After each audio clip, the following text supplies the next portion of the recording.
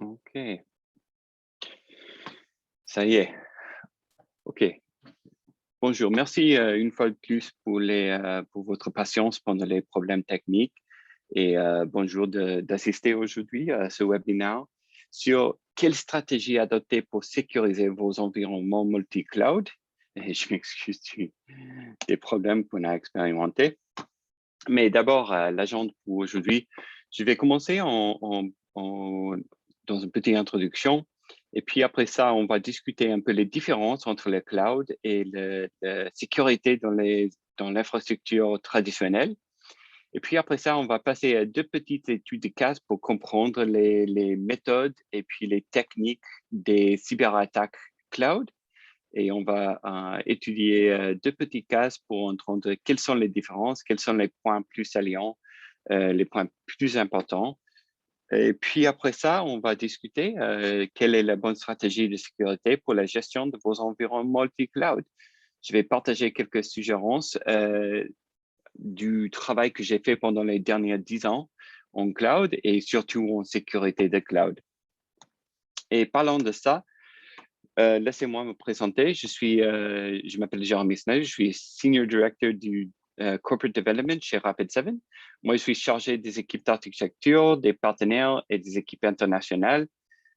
J'ai commencé ma carrière comme IT practitioner, c'est-à-dire j'ai géré les centres de données, les data centers, les colos pour deux entreprises SaaS mondiales. Et après ça, j'ai changé en travaillant pour AWS. Et ça m'a changé vraiment l'opinion de l'infrastructure. Et après ça, je vais jamais travailler avec une data center ni un colo encore parce que le cloud, c'est vraiment plus simple. Ça apporte beaucoup de possibilités. Et à mon avis, c'est même plus sûr. Il y a les possibilités plus élevées de sécurité dans le cloud que c'est ce qu'on expérimente dans data center. Et parlons de cloud. Comment et pourquoi est le cloud différent? Souvent, on discute le cloud et motivation de réduire les coûts et les frais, mais ce que je vais vous suggérer, c'est que c'est pas vraiment le point plus saliant du cloud. Oui, c'est possible de réduire les coûts de l'infrastructure en utilisant cloud, mais souvent, ce qui arrive, c'est qu'on on plane une migration vers cloud et c'est ce qu'on fait, on utilise les chiffres basés sur le steady state de l'environnement production. Mais tout le monde sait on a beaucoup plus que l'environnement production. On a le test dev, on a le staging, on a plusieurs environnements ailleurs de production. Et les réductions des coûts, c'est vraiment quelque chose qui peut arriver, mais c'est pas garantisé. Alors pour moi, l'avantage du cloud, c'est vraiment l'agilité. Et en effet, il y a deux types d'agilité. Et je vous suggère de lire cet article Cloud Computing, Two Kinds of Agility en anglais. C'est sur le site ceo.com. Mais il y a la rapidité de déploiement, c'est-à-dire d'ici, si je veux avoir 10 serveurs de plus, je peux aller sur mon Control Panel AWS ou Azure ou GCP et je peux démarrer 10 serveurs en 2-3 minutes. Et ça, c'est quelque chose qui n'arrive pas dans notre data center, même avec la virtualisation VMware ou Citrix ou n'importe quoi. Il y a la rapidité de déploiement en cloud qui n'existe nulle part ailleurs. Mais en effet, ce qui est même plus important, c'est la flexibilité de l'entreprise que le cloud nous apporte. C'est-à-dire, si je vais démarrer ces 10 serveurs et une heure plus tard, je me rends compte que ce sont pas les serveurs dont j'ai besoin, je peux changer ça en 2-3 minutes aussi. Et encore une fois, je dirais que c'est quelque chose qui est très difficile de trouver ailleurs. Alors, à mon avis, cette flexibilité est très importante même dans le monde actuel, ou bien surtout dans le monde actuel, où il fallait vraiment s'adapter aux conditions mondiales. On est en train de vivre une pandémie globale et ça a changé beaucoup des interactions entre les clients et les entreprises. Et pour moi, cette possibilité, c'est quelque chose qui apporte beaucoup de possibilités à l'entreprise. Parlons de ça, le cloud se développe à un rythme effréné. Il y avait déjà une croissance mondiale de presque 20% par an, mais pendant le Covid-19, ça a passé, ça a augmenté même 37% en plus, c'est-à-dire 20% plus 37% du trimestre à trimestre. Et on a vu que beaucoup des processus commerciaux se passent sur le web maintenant. Je donne souvent les exemples que, par exemple, tout ce que je fais avec le gouvernement municipal, je le fais en ligne maintenant. Je ne vais jamais plus aux maisons de la cité parce que c'est fermé. Alors voilà. OK. Parlons d'abord des différences de sécurité en cloud ou bien en data center. La sécurité d'avant, on était très focalisé sur le périmètre, moi aussi. Si tu m'avais demandé il y a 10 ans qu'est-ce que je fais pour la sécurité, j'aurais dit j'ai le firewall. Ce serait la première réponse que je donnerais et je pense que c'est la première réponse pour beaucoup de monde. Ils pensent surtout sur le firewall et le firewall, ça empêche que les mauvais acteurs entrent dans le réseau et c'est super bien et c'est fort et en effet, c'est essentiel, mais c'est pas la chose unique dont on a besoin. Il reste beaucoup d'autres choses. Peut-être on pense de endpoint ou de protection endpoint, antivirus, anti-malware. C'est ce qui est aussi important, mais surtout, focus sur le firewall.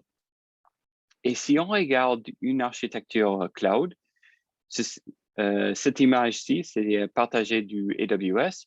C'est une architecture de référence pour une application 3 étages, c'est-à-dire il y a le DMZ, il y a le web layer, application layer, base de données.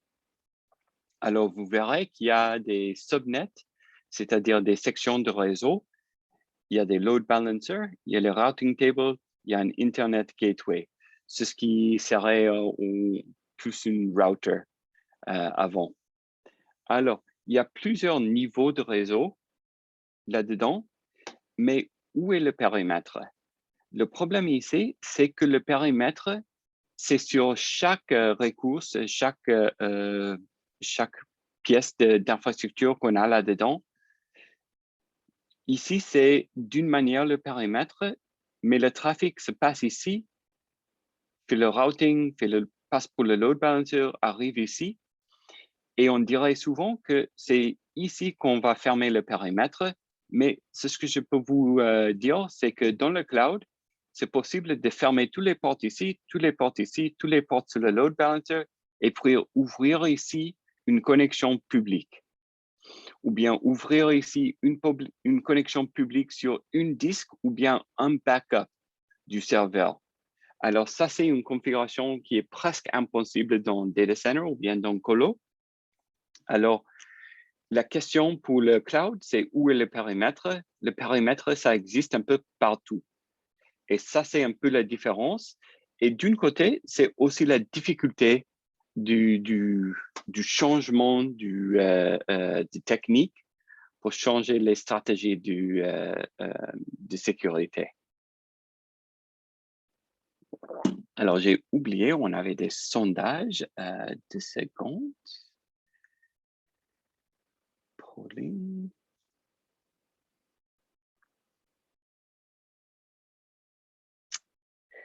Juste pour comprendre ici, j'avais oublié les sondages, mais je vais lancer le premier sondage. Et jusqu'à ce point-ci, je voudrais bien connaître, pour ceux qui sont là maintenant, quel pourcentage de votre infrastructure est déjà dans le cloud? OK, on a déjà des réponses, c'est super bien. Du coup, je vais laisser ça juste quelques secondes de plus Et puis, je vais passer au deuxième sondage.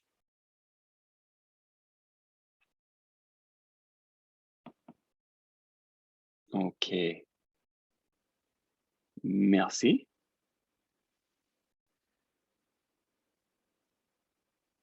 Alors, les résultats sont là.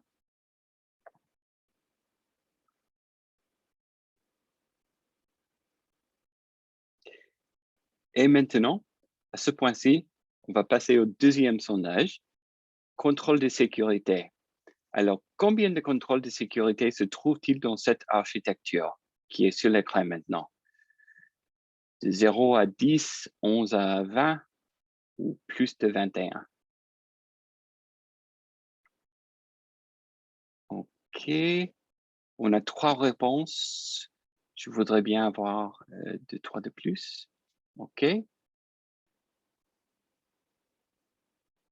Super. Juste quelques petits secondes pour répondre.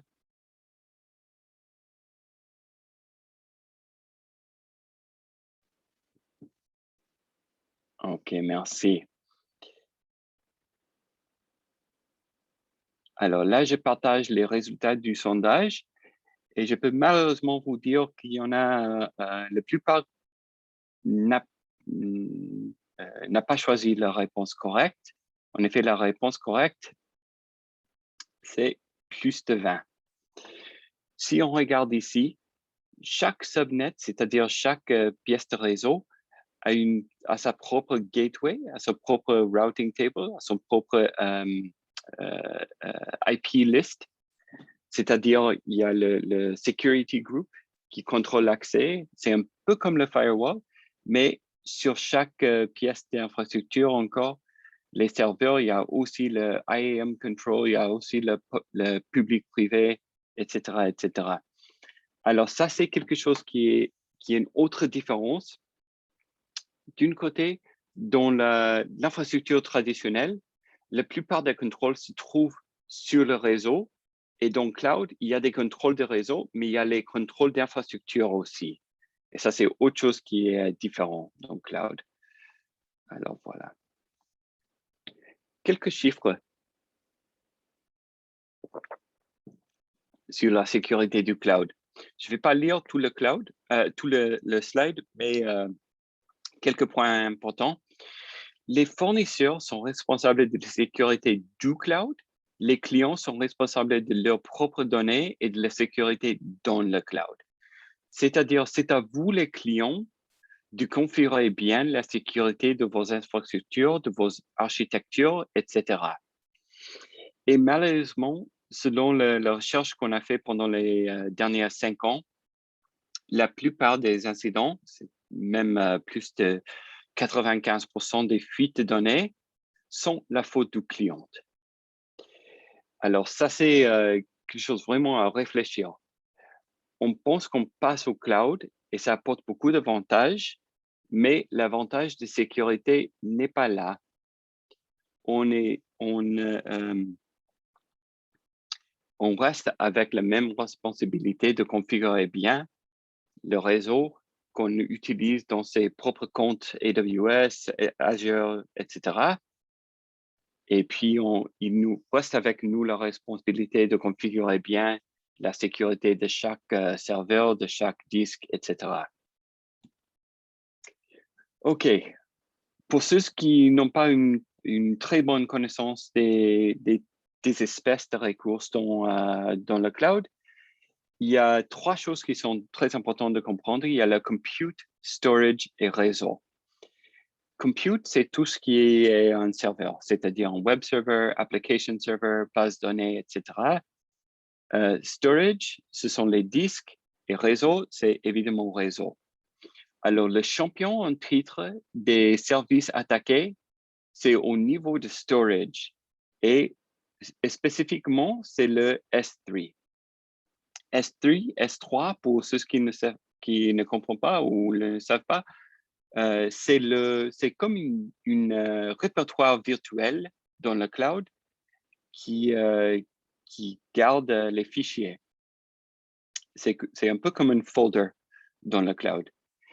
Et S3, le problème avec ça, c'est qu'il y a une configuration qui le rend public. Et pour plusieurs ans, c'était le défaut. Alors, si on allait lancer un nouveau répertoire S3, c'était par défaut public et il reste au client de changer leur configuration pour le rendre privé. Mais il y a d'autres services, surtout dans le compute, basés sur la base de données, Elasticsearch, Mongo, qui sont aussi très faciles de, par accident, rendre public. Alors, réfléchis d'une manière globale. Ne pensez pas uniquement sur le réseau, mais pensez aussi sur les sites web, pensez sur les vulnérabilités applicatives, pensez sur les serveurs, le storage, etc. OK, parlons argent. Et là, on a le prochain sondage. On a coût d'une fuite d'enregistrement. Combien coûte la fuite d'un enregistrement, c'est-à-dire un data record, en moyenne directe et indirecte? C'est-à-dire, il y a des fuites de données, par exemple, les données qu'on laisse dans un répertoire S3 qui reste ouvert au monde et ça devient découvert. Et puis, OK, super, on a des réponses.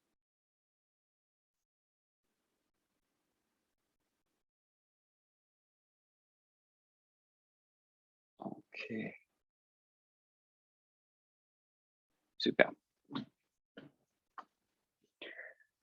Alors, il y a un impact réel.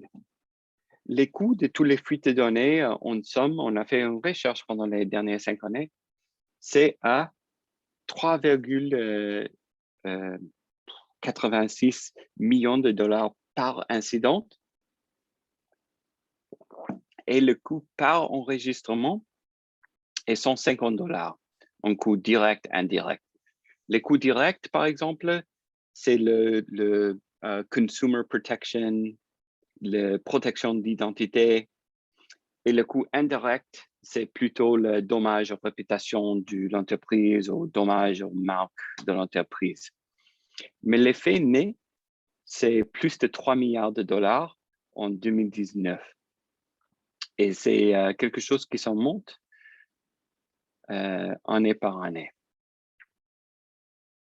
Super. Alors, les résultats de sondage sont là. OK. Prochainement, on va passer aux études de cas. D'abord, on va commencer avec Booz Allen Hamilton. Alors, Booz Allen Hamilton, c'est une entreprise qui rend des services au gouvernement américain. Et ils avaient beaucoup sur AWS. Ils ont laissé un répertoire ou bien un bucket S3 ouvert. Il y avait des données provenant à plusieurs clients dans un répertoire, c'est ce qui est déjà une mauvaise pratique. Mais il y avait aussi les informations sur les employés, y compris ceux avec Top Secret Clearance, TSC. Et il y avait aussi des clés SSH et informations d'identification et adresses IP des serveurs.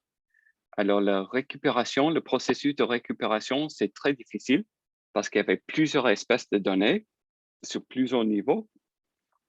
Et alors, une bonne pratique qu'on va discuter avant, c'est la séparation des données.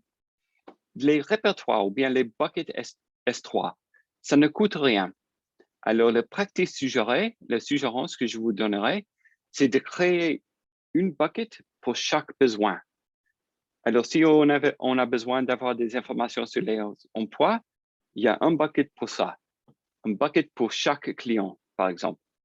Il ne faut jamais mélanger les données dans une bucket parce que là, c'est une mauvaise pratique et ça rend très difficile de permettre l'accès à un bucket, mais pas à certaines données là-dedans. Alors, le fuite dans ce cas, encore j'utilise une architecture très simple, mais c'était comme ça.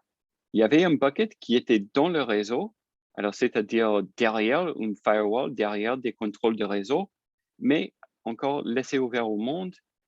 Et avec accès au bucket, on a pu accéder aux clés SSH et puis après, excuse-moi, après ça, accéder au serveur directement.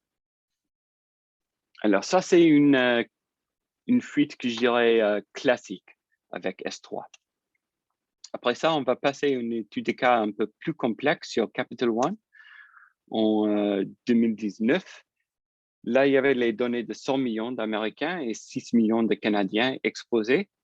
Et ça, c'était une attaque multivectorielle, couche d'application et couche de configuration du cloud, y compris la comprise d'identité.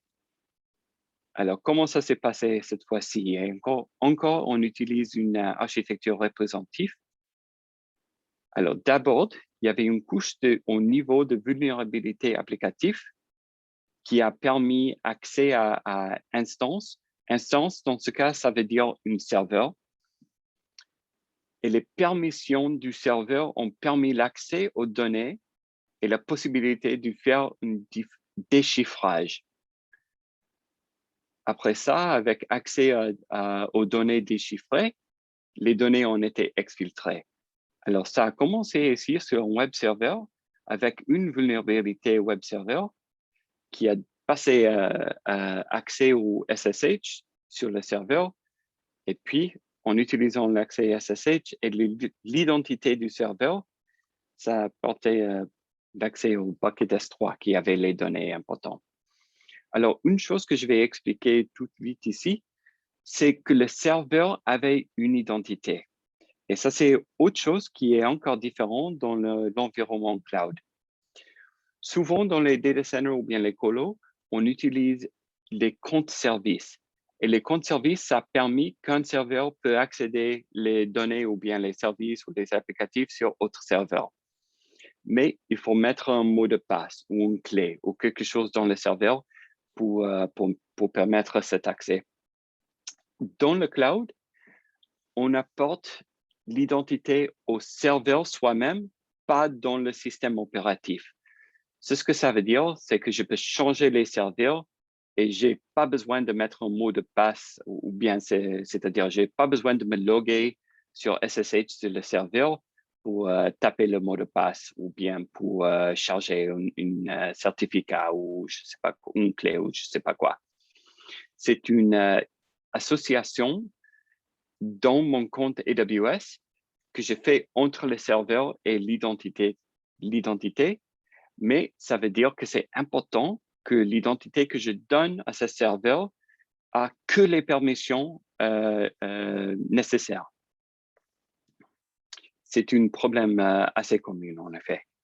Alors, sécurité du cloud, quelles sont les stratégies? 2 secondes. D'abord, il faut penser full stack. Selon le modèle de responsabilité partagée, Shared Responsibility Model, il y a le fournisseur du service cloud qui va s'occuper du sécurité physique et sécurité du hypervisor. Tout ce qui est au-dessus, réseau, identité, informatique et stockage, c'est-à-dire compute storage, niveau applicatif et les données, ça reste avec vous. Alors, d'abord, il ne faut pas oublier ça. Pensez full stack, pensez responsabilité partagée, réseau et dessus, ça reste avec vous. Concevez, déployez et surveillez la sécurité de votre réseau qui évolue rapidement. Ce que je peux vous dire, c'est que avec les clients qui ont déjà beaucoup de leur infrastructure en cloud, ça se move plus vite, beaucoup plus vite que dans les centres de données ou bien dans la colo. On voit souvent les clients qui ont plus de 1000 changements par heure. Et les changements, ça peut être un nouvelle instance, nouveau serveur, changement de stockage, changement de réseau, changement de configuration de réseau. Et surtout, il faut avoir la possibilité ou bien la visibilité de tous les changements et toutes les configurations. Troisième, la gestion des droits et des rôles est cruciale. Qui peut faire quel changement et bien où? Ce qui est aussi typique dans les environnements cloud, c'est de de donner de l'accès à beaucoup plus de monde. Dans mon data center que je gérais avant, les développeurs avaient jamais accès, mais c'est très typique que les développeurs ont accès direct au cloud. Mais là, il faut penser, qu'est-ce que peut faire? Est-ce que peut faire des changements dans les environnements test et développement? Bien sûr, oui. Production, peut-être, mais peut-être bien pas. Mais il faut vraiment surveiller les droits et les rôles.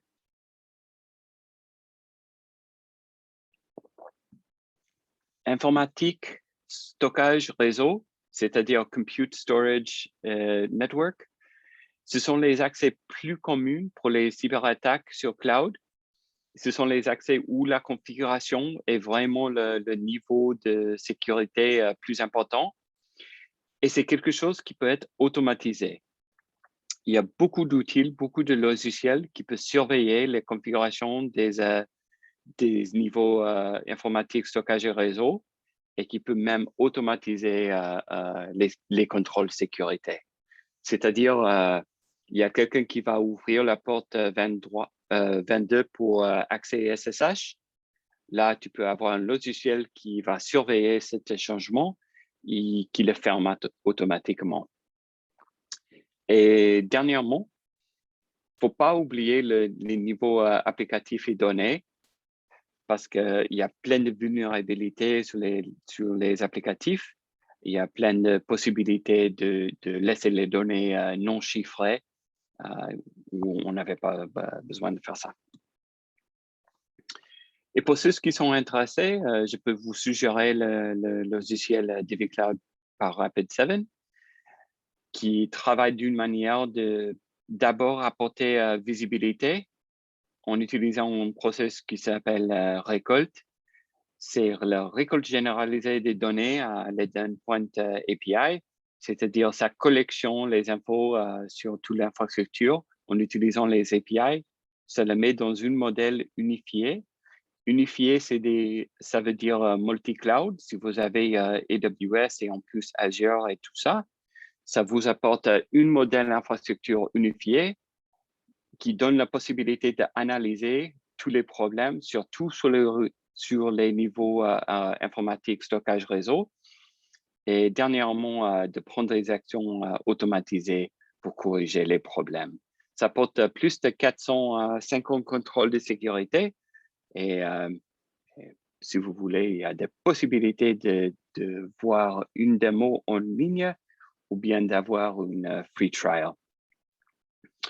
Alors, si cela vous intéresse, pour aller plus loin, il y a le lien ici, c'est divvycloud.com-cyberattaque cloud ou pour tester le logiciel ici même, divvycloud.com free trial. Et avec ça, je pense qu'il reste 2-3 minutes pour des petites questions et sinon, je vais partager les derniers sondages, retour présentation. J'espère que cela vous a apporté quelque chose.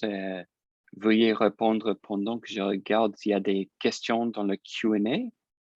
On a presque 10 minutes pour répondre aux questions si on a. Laisse-moi vérifier.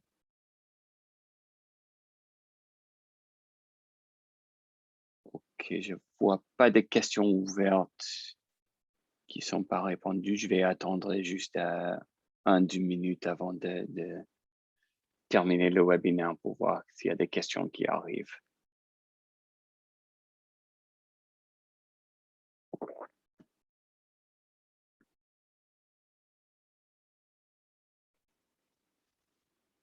Ok, je pense qu'il n'y a pas de questions. Alors, avec ça, je vais terminer le webinaire. Je vais finir ici. Je vous remercie beaucoup de votre temps et de votre assistance aujourd'hui. Et si jamais vous avez des questions, n'hésitez pas à vous mettre en contact avec Rapid7 ou bien avec l'équipe DivvyCloud qui est partie de Rapid7. Il y a les infos de contact ici, info@divvycloud.com. Ou bien vous pouvez vous mettre en contact avec l'équipe en France ou n'importe quoi. On est toujours là Et si jamais vous avez des questions, vous pouvez aussi me contacter directement. Je suis jeremy@divicloud.com ou bien vous mettre en contact avec moi sur LinkedIn ou n'importe où. Je serai ravi de répondre à vos questions et de vous aider avec n'importe quoi sur la sécurité multi-cloud. Merci encore une fois à tous ceux qui sont là aujourd'hui et merci à les assises. J'espère que vous passerez une bonne conférence. Au revoir.